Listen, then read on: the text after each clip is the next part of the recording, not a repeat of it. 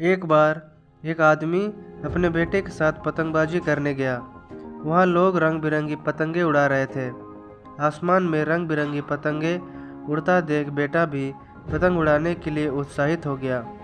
उसने अपने पिता से कहा, पापा मुझे भी पतंग उड़ाना है, कृपया मुझे एक पतंग खरीद दें। बेटे की इच्छा पूरी करने के लिए पिता पास की एक दुकान पर गया। वहाँ से उन्होंने अपने बेटे के लिए एक सुंदर पतंग और डोर खरीदी। पतंग पाकर बेटा खुशी से उछल पड़ा। कुछ देर बाद वह डोरी पकड़कर पतंग भी उड़ा रहा था। उसकी पतंग आसमान में ऊंचे उड़ रही थी, लेकिन वह खुश नहीं था। वह चाहता था कि उसकी पतंग और ऊंची उड़े। उसने अपने पिता से कहा, पापा ऐसा लगता है कि डोर के कारण पतंग ऊंची नहीं उड़ पा रही है। इसकी डोर क्यों न काट दें, इससे पतंग मुक्त होगी और ऊंची उड़ान भी भरेगी। कृपया आप उसका डोरी काट दें। बेटे की बात मानकर पिता ने पतंग की डोर काट दी। डोर काटते ही पतंग ऊपर जाने लगी। बेटा यह देखकर बहुत खुश हुआ, लेकिन कुछ देर बाद पतंग ऊपर जाने के बजाय नीचे आने लगी और एक मकान की छत पर जा गिरी। बेटा यह देखकर हैरान रह गया। उसने यह सोचकर पतंग की डोर काट दी थी कि पतंग आसमान में ऊंची उड़ने लगेगी, लेकिन वह गिर पड़ी।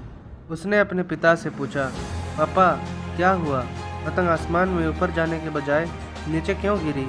पिता ने कहा, बेटा हमें लगा कि धागा पतंग को ऊंची उड़ान भरने से रोक रहा है, जबकि वास्तव में ऐसा नहीं था। डोरी पतंग का सहारा थी।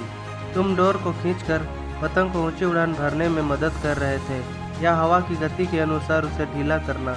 लेकिन जब डोर जैसे सहारे को काट दिया गया तो पतंग को मदद मिलनी बंद हो गई और वह नीचे गिर गई। जीवन में भी ऐसा ही होता है। जीवन की ऊंचाइयों पर पहुंचने के बाद हम महसूस करने लगते हैं कि परिवार, रिश्ते और दोस्त हमें बांधे रखते हैं और सफलता के शिखर तक पहुंचने से रोकते हैं।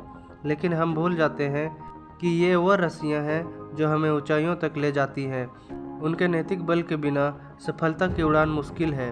बेटे को अपनी भूल समझ में आ गई। कई बार हम सोचते हैं कि अगर हम अपने घर और परिवार के बंधनों से मुक्त हो गए तो हम अपने जीवन में तेज़ी से प्रगति करेंगे या जीवन की नई ऊंचाइयों को प्राप्त करेंगे। लेकिन हम यह भूल जाते हैं कि हमारा परिवार और प्रियजन हमें जीवित रहने और जीवन में आगे बढ़ने में मदद करते हैं। बुरे समय में परिवार और प्रियजन हमारा सहारा बनते हैं और हमें प्रेरणा देते हैं। वह हमें बांधते नहीं हैं, बल्कि हमारा साथ देते हैं। इसलिए उन्हें कभी भी अपने से दूर न करें।